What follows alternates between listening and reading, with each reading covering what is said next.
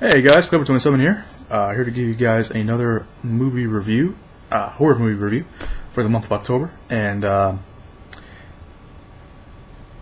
didn't do one for the weekend because I was at the International Film Festival in here in Chicago. So sorry for that. But anyway, I'm here to review the most recent horror movie that came out in movie theaters, written and directed by Wes Craven, and that is My Soul to Take. And I got a little treat for you guys.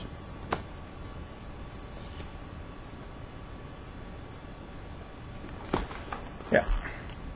Ironically, I did not get this poster when I saw My Soul to Take. I got it when I saw something else. When did I get it? I think I might have saw Easy A. Yes, I saw Easy A, and I liked it. Don't judge me. Anyway, like I said, the oh man, that's just I need something to drink. Damn it. Sorry, I talk to myself sometimes.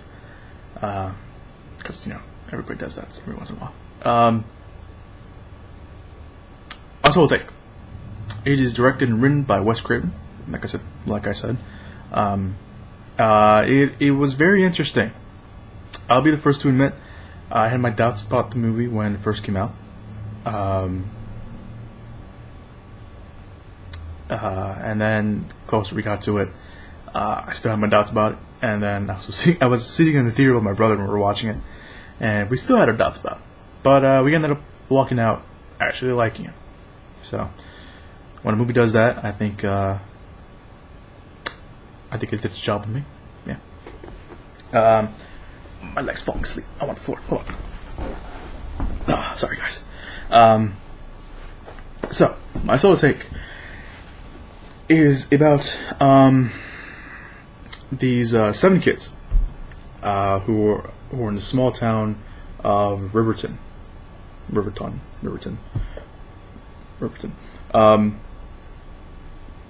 they're called the Riverton 7. And the reason they're called the Riverton 7 is because the town has this legend, which in the beginning of the movie we see that it's true. That a guy by the name of Abel, I forgot his last name. Damn it. Oh well. His name's Abel something. There. He kills his pregnant wife, and the cops come, take him. He escapes, but in this, there's this big car crash, and he escapes. And they never find his body. So, I will mention that he was shot, stabbed as well, so that kind of leads to the illusion. And somehow he still managed to escape.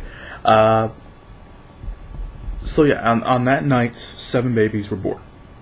And 7, put 2 and 2 together, it is the Riverton 7 that were born that night, and that we follow throughout the movie. Although we don't really follow all of them.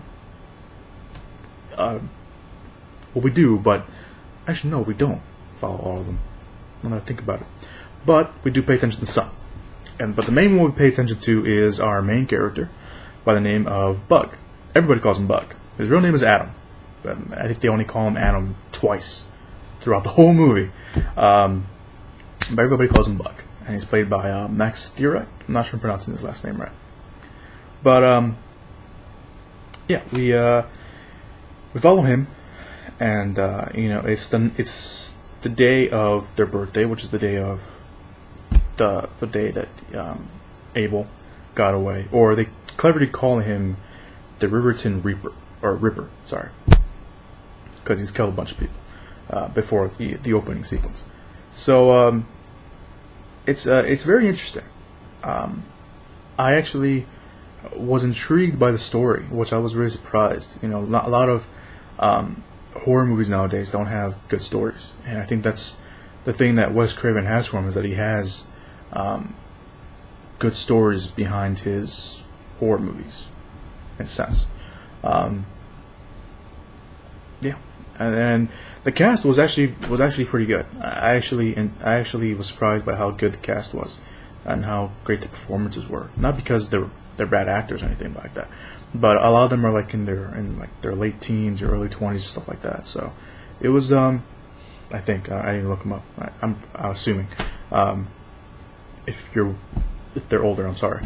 But they did a pretty good job, and the performance is great. Max Theory, which we follow throughout the whole movie, did a really great job, and he throughout the movie we see that he's not all up there, and they even say he isn't.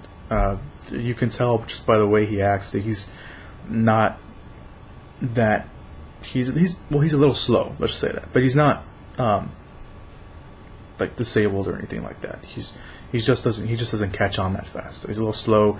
He's kind of a shy kid, and not everybody, but everybody kind of the people that we follow anyway. The other, well, not the other, like half. What was it? It was like who was it? Is it the jock guy?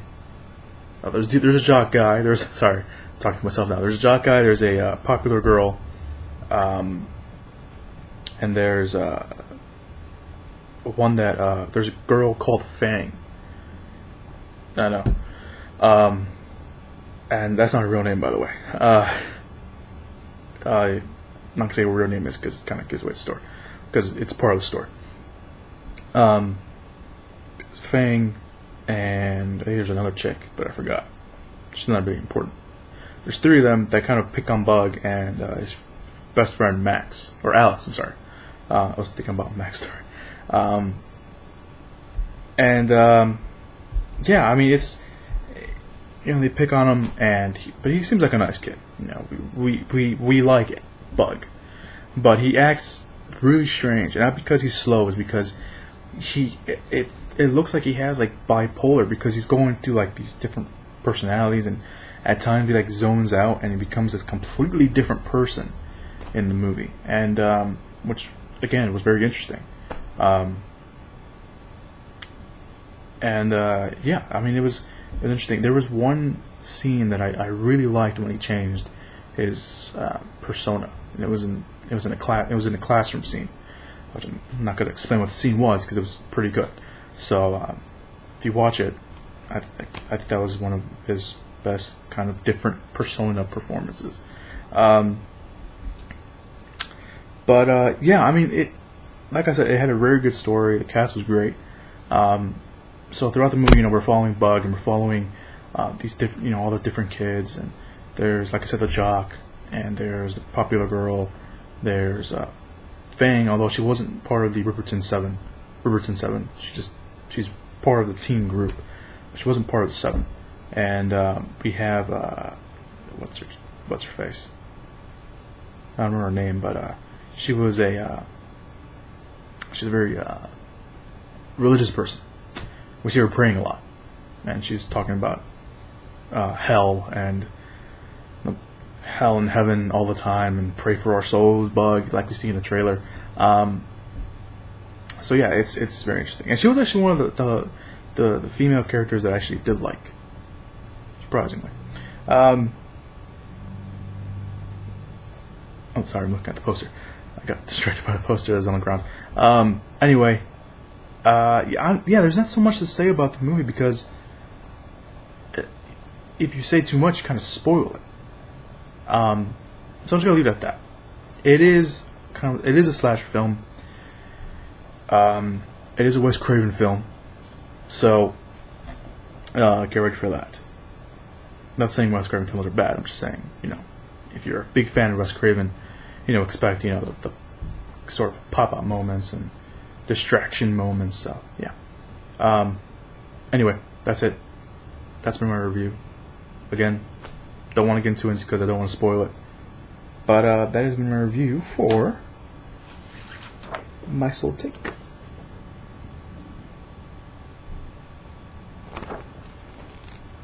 Yeah. So if you see the movie, let me know what you guys think in the comments or video response below. And if you haven't, I do recommend it, just because it's a horror movie. Yeah. I got nothing else. So that's pretty much it. Yeah, I got nothing else. So let me know what you guys think. The rating. If I had to rate it, I'd give it 3.5. That's stretching it. I'd give it a 3.5. I'll just give it a 3.5. I will. No. 3.5. Yeah, that's it. Actually, no, I will warn you a little bit. And the language in the movie. Not the F-bombs or, stuff like that. The language in the movie kind of, in the beginning, reminded me of Jennifer's Body. Which is a bad thing, because I didn't like Jennifer's Body. But, it wasn't that bad. It didn't take away from the film, but it just reminded me of that. And I don't know. Don't let that cloud your judgment, especially if you hate Jennifer's Body, because I know there's some people out there that didn't like Jennifer's Body, or that did like Jennifer's Body. I'm sorry. I didn't. Yeah, don't let that be the judgment. It's only for a very small amount of time, but the story in itself is probably the best thing about this movie. It's not changing, like I said, it's not changing the horror genre. It's not the Nightmare on Elm Street of this time. And by that I mean, a lot of people didn't like Nightmare on Elm Street when it came out, and then all these years later it become one of the iconic horror movies of today. So, yeah, that's been my review. I'm done. I think I've rambled on enough. See what happens.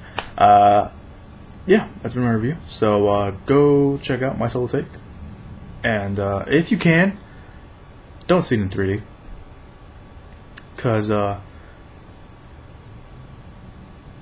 it doesn't need to be in 3D. It doesn't need to be in. I'm just gonna say it doesn't need to be in 3D. If you want to go watch it in 3D, go ahead and watch it in 3D. But I'm just saying, I don't think it needs to be in 3D, because there wasn't really any 3D scenes in the movie. Yeah, I'm done now, for real. So have a good day, guys, and I'll see you guys in the next video.